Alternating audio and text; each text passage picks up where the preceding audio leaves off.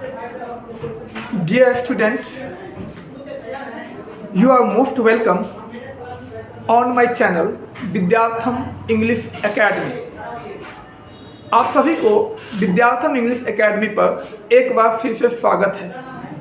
Today we are going to cover objective type all question from your poetry section, chapter number 3, now the leaves are falling fast. आज हम आपके poetry section के तीसरा chapter, जिसका नाम है now the leaves are falling fast, उसके सारे ऑब्जेक्टिव टाइप क्वेश्चन करने वाले हैं। हमने टोटल 25 ऑब्जेक्टिव टाइप क्वेश्चन, आप ध्यान से देखेंगे तो पता चलेगा 25 ऑब्जेक्टिव टाइप देख रहे हैं, 1 2 4 5 6 ऐसे करके हमने 25 ऑब्जेक्टिव टाइप क्वेश्चन कवर करे हैं इस चैप्टर से। और ये इतने क्वेश्चन हैं जिससे कि आपके एग्जाम में आने वाले कोई भी क्वेश्चन छूटेगा नहीं, खासकर इस चैप्टर से, now the leaves are falling fast. लेकिन बिफोर स्टार्टिंग दिस चैप्टर, इस चैप्टर को स्टार्ट करने से पहले मेरी एक इच्छा है, मैं चाहता हूँ कि आपको एक बार जो है इस चैप्टर का रिकैप करवा दिया जाए।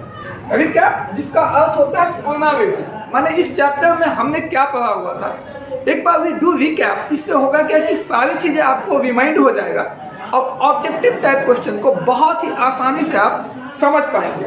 और ऑब्जेक्टिव टाइप क्वेश्चन को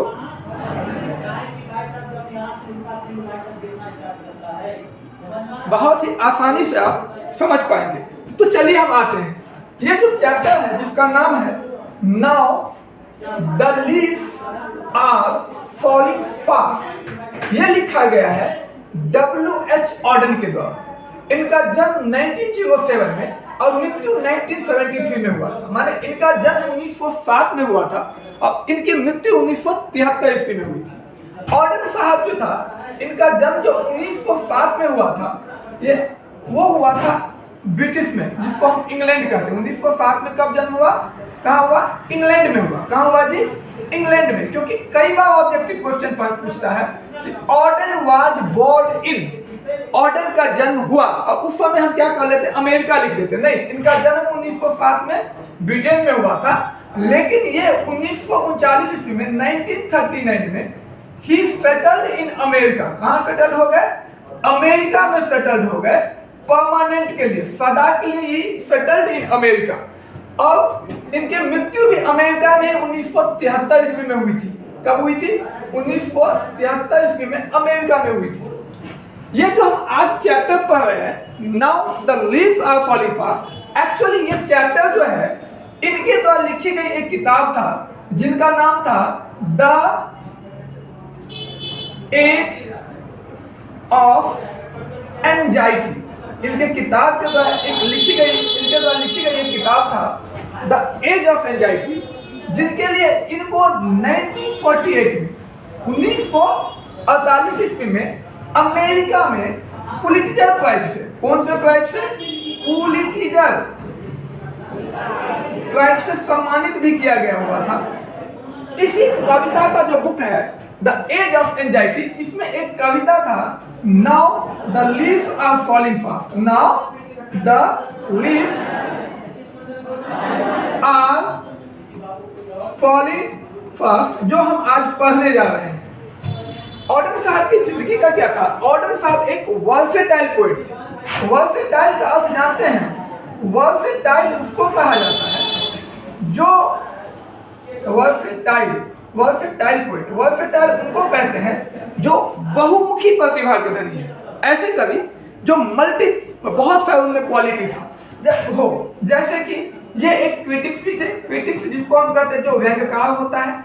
ये एक ड्रामाटिस्ट भी थे, ये एक ट्रांसलेटर भी थे, और ये एक एडिटर भी थे।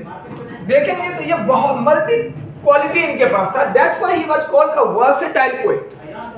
इनके हिसाब से पोएट्री जो है वो एक सीरियस गेम है। पोएट्री क्या है? Serious game. वो इसलिए क्योंकि ये कहा करते थे, ऑर्डन साहब कहते थे कि poetry should not affect man political and religious choice, कि कविता को कभी भी आदमी के पॉलिटिकल और रिलीजियस चॉइस को प्रभावित नहीं करना चाहिए।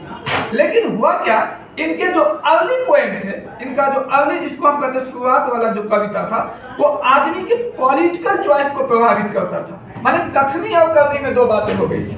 एंड जो लेटर का पोएम था, बाद की जो कविताएं थी, जो आदमी को रिलीजियस चॉइस माने धार्मिक जो चॉइस है उसको प्रभावित करते थे, और ये बहुत ज्यादा पर्सनल टोन पे हुआ करती थी। ऑर्डन जो है, he was also famous as a word technician. किसके रूप में विख्यात थे?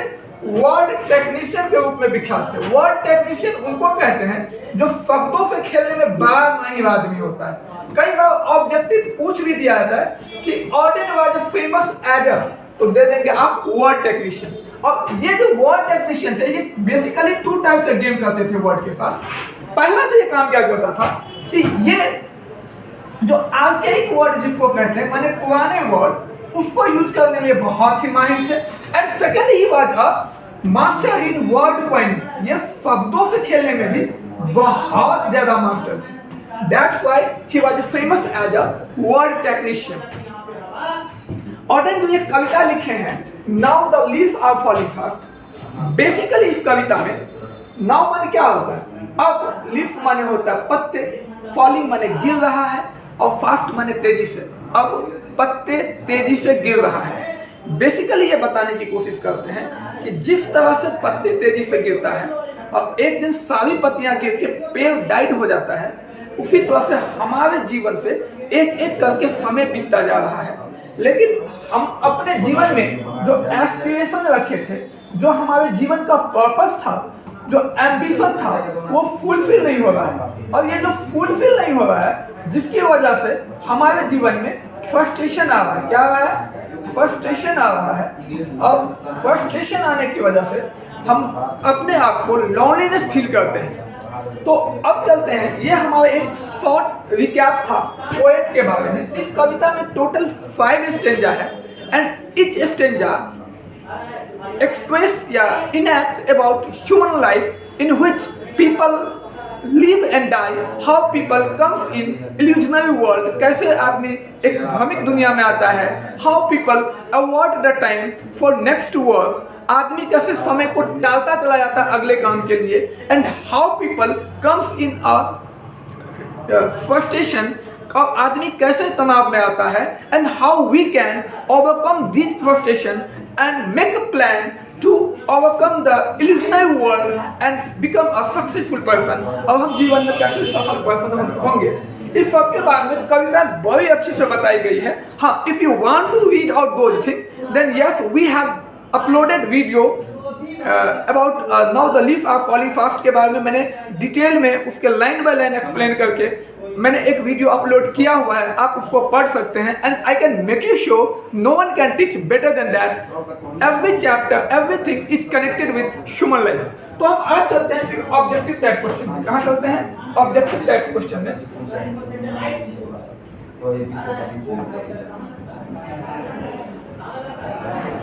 चलिए पहला क्वेश्चन क्यों आते हैं। जो पहला क्वेश्चन है वो कहता है now the leaves are falling fast is written by. अब पत्ते तेजी से गिर रहे हैं, ये किसके द्वारा लिखा गया? माने now the leaves are falling fast जो आपका चैप्टर है वो किसके द्वारा लिखा गया है? तो मैंने अभी जस्ट बोला हुआ था, ये जो लिखा गया है वो लिखा गया W.H. ऑर्डन के द्वारा। किसके द्वारा लिखा गया है? W.H. ऑर्डन के द्वारा। ये जो 3 ऑप्शन है, जब आपने नाम सुना है जॉन डॉन, तो जॉन डॉन जो लिखे हुए हैं वो लिखे हैं sweetest love I do not know. यदि रूपर्ट बुक की बात करें तो आगे पढ़ेंगे, ये जो लिखा गया है रूपर्ट बुक जो लिखे हुए हैं वो लिखे हुए हैं सोल्जर। और जॉन किट्स जो लिखे हुए हैं उनके द्वारा लिखी गई जो कविता है उसका नाम है ऑड टू ऑटम। तो एग्जैक्ट आंसर क्या हो गया? B.W.H. ऑर्डन। अब चलते हैं हम नेक्स्ट क्वेश्चन पे। अब दूसरा क्वेश्चन जो हमारा है उस क्वेश्चन का नाम है, कहता है द लीव्स आर फॉलिंग, माने लीव्स माने पत्ते गिर रहे हैं। हमने अभी जस्ट पढ़ा था, लिखा क्या है? Now the leaves are falling fast. पत्ते कैसे गिर रहे हैं? तेजी से गिर रहे हैं। कैसे गिर रहे हैं? तेजी से। तो यहाँ आंसर क्या हो जाएगा? फास्ट। क्योंकि बताना ये चाहते हैं कि पत्ते जिस तरह से गिर रहे हैं, माने जिस तरह से समय जीवन का बीत रहा है, उस तरह से हम काम नहीं कर पा रहे हैं। आते हैं क्वेश्चन नंबर 3।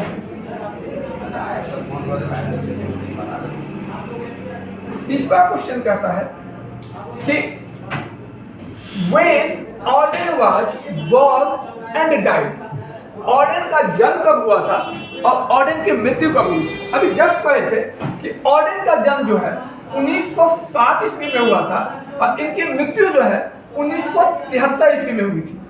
इनका जन्म जो हुआ था वो हुआ था ब्रिटिश में, ब्रिटेन जिसको हम कहते हैं, और मृत्यु जो हुई थी वो हुई थी अमेरिका में। कहाँ हुई थी? अमेरिका में हुई थी। और ये 1939 में 1939 ईस्वी में सदा के लिए अमेरिका में सेटल्ड हो गए थे। इसीलिए कहा जाता है कि ऑडेन के वर्क को 2 भागों में बांटा गया, British phase and American phase. अब यहाँ ध्यान दीजिएगा, तो जन्म 1907 और मृत्यु 1973 ये लिखी हुई है, इसलिए तीसरा का आंसर क्या हो जाएगा? ए हो जाएगा। क्या हो जाएगा? ए हो जाएगा। अब चलते हैं अगला क्वेश्चन में।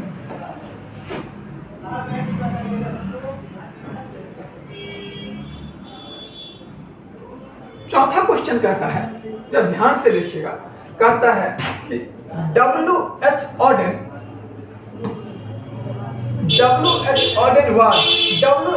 क्या थे? हम अभी जस्ट पढ़े हुए थे कि W.H. Auden एक क्या थे? 4 चीजें थे। W.H. Auden जो थे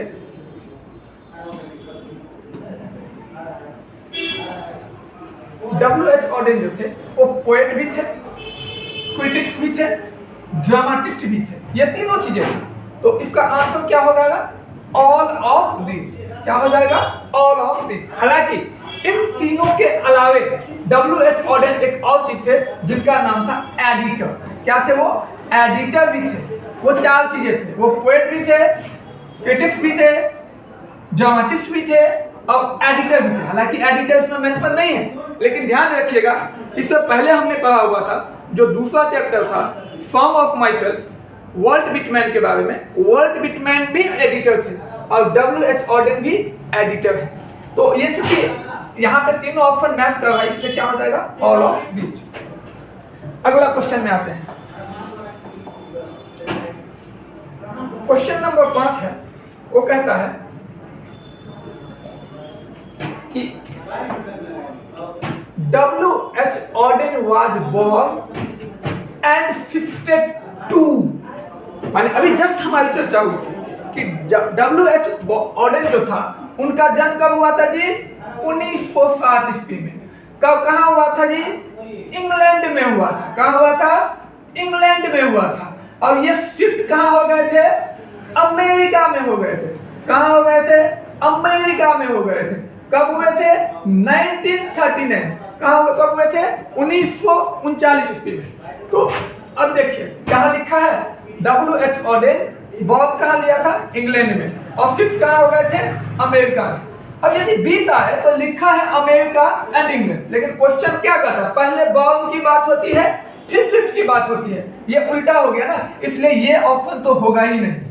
इंग्लैंड एंड इटली, इटली में तो बात ही नहीं है। इंग्लैंड में जन्म जब हुआ था बट शिफ्ट हुए थे अमेरिका में, तो ये तो गलत हो गया और नन होगा नहीं। तो आंसर क्या हो जाएगा? आंसर हो जाएगा पहला, England and America. Now move to the next question. अगले क्वेश्चन की ओर बढ़ते हैं, जो हमारा छठा क्वेश्चन है। बड़ा ही रोचक क्वेश्चन है, ध्यान से देखिएगा। छठा क्वेश्चन है जिसका नाम है, क्वेश्चन कह रहा है Auden left England permanently in. Auden England को कब छोड़ा था? अभी जस्ट बताया था हमने, ऑर्डन इंग्लैंड को कब छोड़ा था जी? 1939 में। इसलिए हम रिकैप करते हैं सो दैट की चीजें थोड़ा सा पता चल जाए कि हमने पहले चैप्टर में क्या पढ़ा था। क्योंकि जब हमने अपलोड किया हुआ था now the leaves are falling fast के लाइन एक्सप्लेनेशन, उसको देखेंगे तो ऐसा ही बन जाएगा, लेकिन चूंकि बहुत विद्यार्थी नहीं देखे होंगे तो इसलिए मैंने रिकैप किया हुआ था। आप सभी छात्रों से अनुरोध है कि यदि आप ऑब्जेक्टिव भी देख रहे हैं तो एक बार लाइन एक्सप्लेनेशन जरूर देखें, सो दैट कि you will have more clarity. चाहे तो इससे होगा क्या कि आप ऑब्जेक्टिव भी बना सकते हैं, सब्जेक्टिव भी बना सकते हैं और किसी तरह के क्वेश्चन समझ सकते हैं। चलिए अगले क्वेश्चन में हम चलते हैं। अगला क्वेश्चन जो है 7वां नंबर, वो हमारा कहता है कि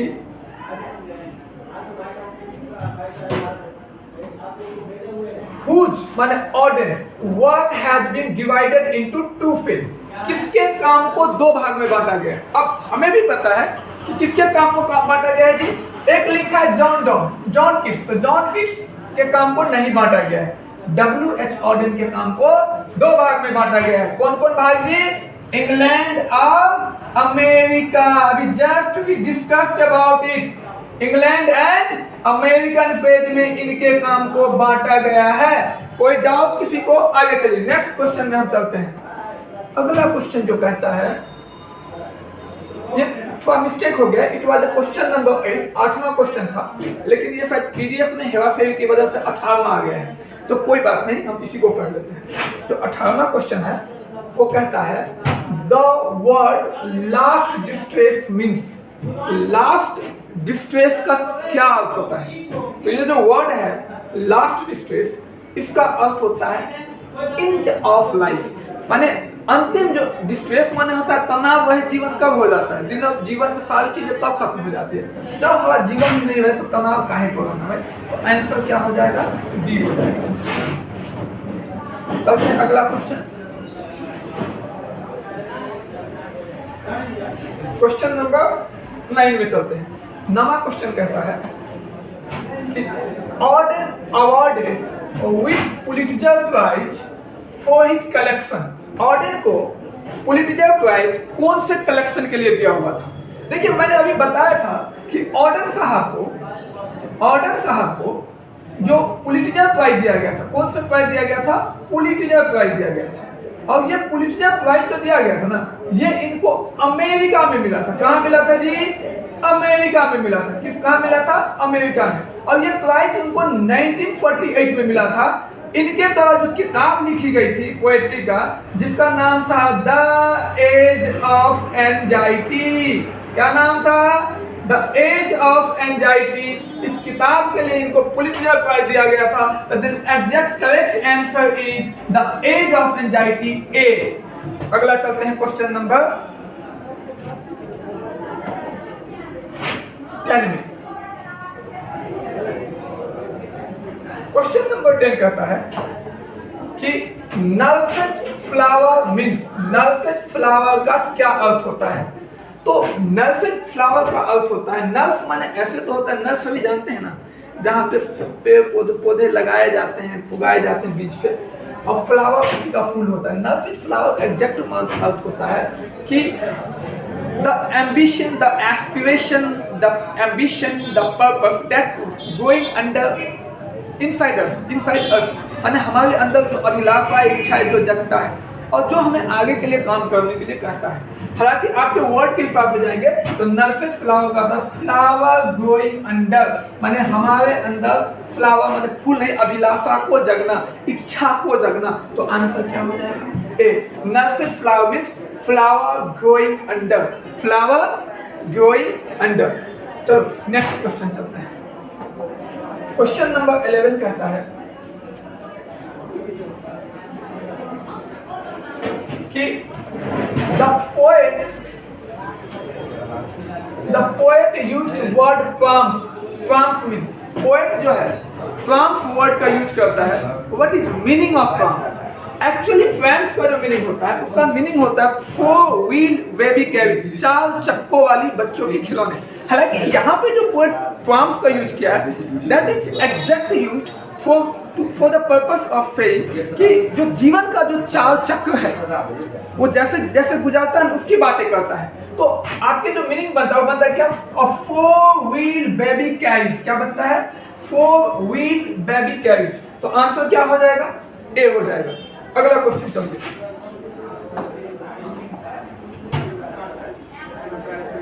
क्वेश्चन नंबर 12, 12वां क्वेश्चन जो है वो कहता है कि whispering neighbour means, whispering neighbour का क्या अर्थ होता है? तो आप सेकेंड स्टैंजा में पढ़ेंगे, कहता है whispering neighbour left and right. Whispering neighbour माने होता है मैसेंजर ऑफ डेथ, यानी जिसको हम कहते हैं मृत्युदाता। कई बार इसके लिए एक और वर्ड यूज होता है द एजेंट ऑफ डेथ। पहला meaning messenger of death and second meaning जो है उसी की जगह दे सकता है द एजेंट ऑफ डेथ, जिसका एग्जैक्ट हिंदी मीनिंग जो होता है जिसको हम कहते हैं मृत्युदाता। ये आपको सेकेंड लाइन में लिखा है कि whispering neighbour left and right, मृत्युदाता हमारे आगे पीछे ही है। इसका आंसर क्या हो जाएगा? Messenger of death. हालांकि इस पूरे लाइन को देखिएगा तो कहता है कि whispering neighbour left and right. यहाँ पे ऑब्जेक्टिव अक्सर पूछता रहता है विस्परिंग नाइबर लेफ्ट एंड, खाली स्थान दे देगा टॉप बॉटम राइट नन, तो क्या देंगे? राइट। कई बार ऑब्जेक्टिव पूछता रहता है whispering neighbour left and right and pluck us from real delight. अब यहाँ पे डिलाइट छोड़ देगा और चार ऑप्शन दे देगा happiness, sorrow, pain, delight. Option क्या हो जाएगा? डिलाइट। तो यहाँ से कई क्वेश्चन बनते हैं, easily we can understand it. Now move to the next question. अगले क्वेश्चन को हम बढ़ते हैं और हमारा जो क्वेश्चन है वो 13th नंबर का है। 13वां नंबर का जो हमारा क्वेश्चन है वो कहता है कि whispering neighbour pluck us from a real, अभी जस्ट बोले थे डिलाइट, क्या कहेगा? होगा डिलाइट। तो आंसर क्या हो जाएगा? Whispering neighbour left and right pluck us from real delight. Answer क्या हो जाएगा? डिलाइट। ये दूसरे स्टैंजा में ये लाइन लिया गया है, आप पढ़ेंगे और यदि पढ़े हैं हमारे क्लास में तो आई डोंट थिंक कि कोई भी ऑब्जेक्टिव क्वेश्चन किसी बच्चे को पढ़ने की आवश्यकता, वो सारे ऑब्जेक्टिव में वहां पे करवा देता हूँ, इस हिसाब से करवाता हूँ। फिर मैं कह सकता हूँ आई एम सो कॉन्फिडेंट कि no one can teach better than Vidyatham English Academy if you are in Madhubani and anywhere, because we are just connecting every chapter with the purpose of a student and try to motivate through the chapter so that a student can perform the best, understand the best and get some passion to exploit themselves. Anyway, lead to the next question. अगला question को बढ़ते हैं। अगला question जो है वो हमारा कहता है 14th नंबर का क्वेश्चन है। मिस्टेक्स कुछ हुआ है क्योंकि ये स्लाइड पे पहली बार बना रहे हैं, ये 24 आ गया है, कोई बात नहीं, लेट्स अंडरस्टैंड। कहता है क्वेश्चन कहता है कि and nightingale is dumb has been taken from the poem. अब ये जो लाइन है नाइटिंगेल इज डम, ये लिया गया है आपके 4th स्टेंजा से। Now the leaves are falling fast जो आपकी कविता है उसके जो चौथा स्टेंजा है उसमें लिया गया है। कहता है नाइटिंगेल इज डम, ये जो लिया गया वो लिया गया now the leaves are falling fast. यहाँ पे दो लाइन है, यहाँ पे दो क्वेश्चन बनता है। एक लाइन है एंड नाइटिंगेल इज डम एंड एंजल विल नॉट कम। दूसरा लाइन क्या है? Angel will not come. Angel will not come, angel ऐसा कुछ करके है। करते हैं अगला क्वेश्चन नंबर नेक्स्ट।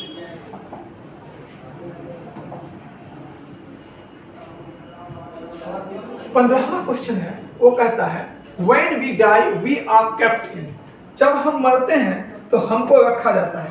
कवि कहते हैं कि जब हम मरते हैं तब हमको कॉफिन में रखा जाता है। आप कहोगे सर कॉफिन क्या होता है? तो देखते होंगे जब हमारा सैनिक मार्टेज होता है तो एक बक्सा आता है तिरंगा से लिपटा हुआ रहता है, इसी बक्सा को कॉफिन कहा जाता है। एक्चुअली पोएट जो है ही belongs to the Christian religion, वो क्रिश्चियन धर्म से संबंध रखते हैं और क्रिश्चियन धर्म में जो आदमी को जो दफनाया जाता है, जिस बक्से में दफनाया जाता है, जो वुड का होता है, लकड़ी का होता है, उसको कॉफिन्स कहा जाता है। क्या कहा जाता है? Coffins.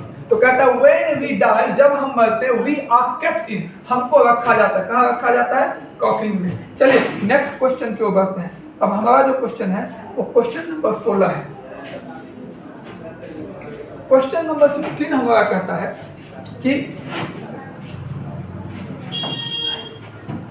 Who is dumb in the poem. Poem में डम्प कौन है? तो डम्प कौन है जी? नाइटिंगेल। कौन है? नाइटिंगेल जो है डम्प है। कहना ये चाहता है नाइटिंगेल की आवाजें बड़ी अच्छी होती है। क्लियर? तो कहता है कि when you are not performing work according to your purpose या according to aspiration, there is some frustration come in your life that will put a lot of misunderstanding, loneliness. जो आपके, जब आप अपने उद्देश्य के हिसाब से काम नहीं करते हैं तो जीवन में बड़ा फ्रस्ट्रेशन आ जाता है, जो आपके अंदर काफ़ी अकेलापन फील करवाता है, जिसकी वजह से आप तनाव सा फील करते हैं और उसमें ज़िंदगी में हैप्पीनेस, नाइटिंगेल जो है नहीं आता है। Now move to the question number next. अगला क्वेश्चन करता है 17 number, who will not come for help, कौन मदद करने के लिए नहीं आएगा। तो जस्ट हमने अभी चर्चा करी थी तो कहता है कि Nightingale will not come, angel will not कम। क्या कौन नहीं आएगा? एंजल। कौन नहीं आएगा जी? एंजल। और जो दो लाइन है 4th स्टेंजा में कहता है and nightingale is dumb, nightingale जो है वो डम्प है, and angel will not come, और एंजल जो है माने कि खुशियां, जो परी है, जो देवदूत है, वो आपको मदद करने के लिए नहीं आएगा। तो ये ऑप्शन क्या हो जाएगा? एंजल। तो 17 का आंसर क्या हो जाएगा? एंजल। चलिए नेक्स्ट क्वेश्चन नंबर 18 कहता है, 18 नहीं 8 है, जो मिस्टेक हो गया था वहां पे। 8 कहता है कि Auden on Pulitzer prize in, हम चर्चा किए थे, ऑर्डेन जो है पुलिट्जर प्राइज 1948 में जीतता है, उसको दिया जाता है द एज ऑफ एंजाइटी नाम के जो कविता के बुक लिखते हैं। क्या नाम है? The age of anxiety. The age of anxiety नाम के कविता के बुक के लिए उनको दिया जाता है पुलिट्जर प्राइज अमेरिका में। अगला क्वेश्चन कहता है, क्वेश्चन नंबर 19 है, वो कहता है आपको कि the leaves are falling fast suggest. Leave जो कहता है, लीव माने पत्ते जो तेजी से गिरता है, वो क्या सजेस्ट करता है? तो पत्ते गिरना जो है वो सजेस्ट करता है कि अराइवल ऑफ ओल्ड एज। तो एक्चुअली ये बताना चाहता है कि जिस तरह से पेड़ से एक एक करके पत्ते गिरती चली जाती है और एक दिन पेड़ की सारी पत्तियां गिर जाती है, पेड़ के पास पत्ते नहीं होता है, एंड देन वो पेड़ जो है वो डाइड हो जाता है। ठीक वैसा ही करके एक एक करके हमारे जीवन से सारे समय बीत जाता है और एक दिन जो है हमारे जीवन से वो समय चला जाता है, वो अपॉर्चुनिटी चला जाता है, फिर हमारा जीवन अपने पर्पस के हिसाब से काम नहीं कर पाता है। तो बात क्या कर रहा है? अराइवल ऑफ ओल्ड एज, बुढ़ापन का आना। जैसे जैसे दिन बीतता जाता है वैसे वैसे हम बूढ़े होते चले जाते हैं। अगला क्वेश्चन है 20 नंबर का क्वेश्चन होगा। वो क्वेश्चन कहता है what does the poem now the leaves are falling fast dealing with? Poem जो है जिसका नाम है now the leaves are falling fast, ये किससे डील करता है?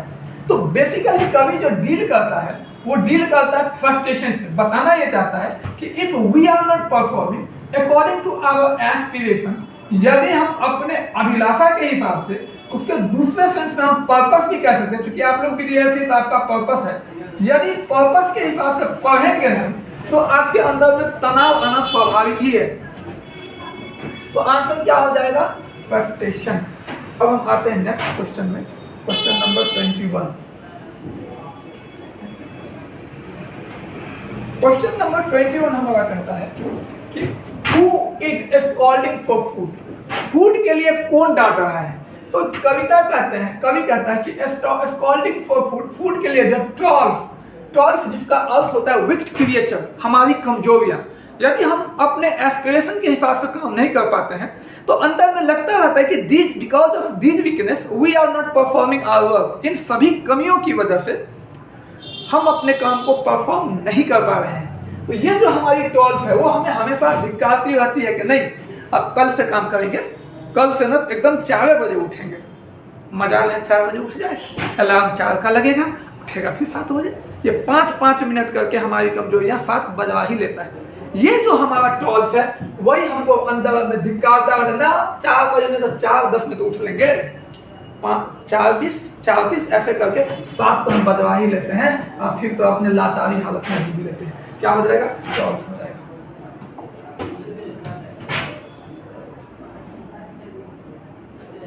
अगला क्वेश्चन नंबर 22 कहता है कि waterfall could bless travellers passing through the way.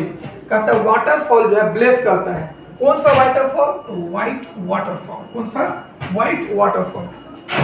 And next question जो है उस पर हम चलते हैं। 23 कहता है कि human life is no better than, आदमी का जो जीवन है उसमें बेटर नहीं है यदि हम कुछ नहीं कर पाते हैं तो। हालांकि यहाँ पे आंसर जो है आपके बुक में दिया हुआ है दैट, लेकिन according to the logical question होना चाहिए था रेवोल्यूशन। यदि जीवन में कुछ रेवोल्यूशन नहीं है, नयापन नहीं है, तब आप मौत के समान ही हैं। लेकिन चूंकि आंसर हमेशा ऑब्जेक्टिव में क्या लेता है? डेथ लेता है, तो हम क्या रखते हैं? डेथ रखते हैं। क्या रखते हैं? डेथ रखते हैं। आगे चलें, नेक्स्ट क्वेश्चन आंसर क्या हो जाएगा? डेथ। अगला क्वेश्चन हम करते हैं, क्वेश्चन नंबर 25 कहता है कि the active hand must. Active hand क्या हो जाता है? देखो दो का फ्रीज, यहाँ मिस्टेक से दो फ्रीज लिखा गया है, तो जो भी एक्टिव हैंड हमारा क्या हो जाता है? फ्रीज हो जाता है। माने जब हम मर जाते हैं तो हमारा हाथ जो है वो काम करना बंद कर देता है हाथ पे। एंड द नेक्स्ट क्वेश्चन जो है उसमें चलते हैं। लास्ट क्वेश्चन कहता है कि the word tall means, tall का क्या अर्थ होता है? तो टॉल का अर्थ होता है विक्ट क्रिएचर। क्या होता है? विक्ट क्रिएचर, जिसका हिंदी में आप कहते हैं हम कमजोरियां। हमारी कमजोरियां जो है ना वो हमारे अंदर ही है, वही हमको वो दौड़ती रहती है, वो हमें दौड़ाती रहती है, यहाँ वहाँ भटकाती रहती है। कहेंगे आज नहीं कल, कल नहीं परसों, ऐसे करके काम को हम अवॉइड करते रहते हैं, टालते रहते हैं। तो जो टॉल्स क्या है हमारा जी? विक्ट क्रिएचर। क्या होगा answer? विक्ट creature. And the last question, I think ये अंतिम ही क्वेश्चन था। हमने ये टोटल 25 क्वेश्चन जो है कंप्लीट करे हैं। हमारे कोचिंग का नाम तो सभी कोई जान ही गए होंगे, विद्यार्थम इंग्लिश एकेडमी। और ये कोचिंग कहीं और नहीं, गांधी चौक मधुबनी, गांधी चौक मधुबनी में है। If you want to learn English and if you want to develop your English writing skill, speaking skill, and also you want to develop sense of English,